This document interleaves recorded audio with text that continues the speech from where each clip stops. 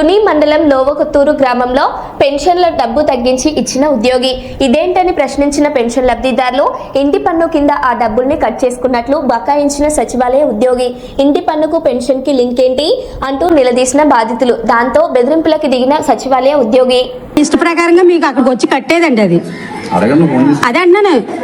అంతే తప్ప నీ పెన్షన్ డబ్బులు ఎవరు కట్ చేసుకోరండి ఏమని ఈ రూల్స్ ఎక్కడ వచ్చిందో తెలియలేదు. మరి ఇప్పుడు వచ్చినట్టుంది.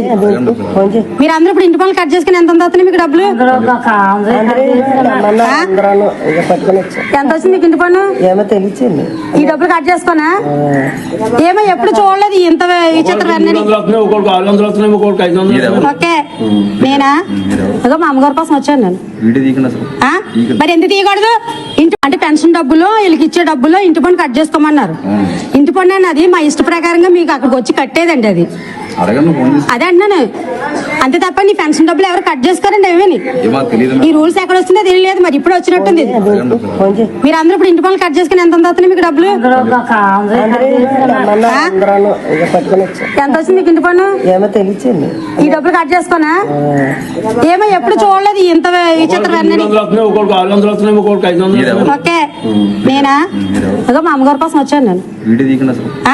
మరి ఎందుకు తీయకూడదు?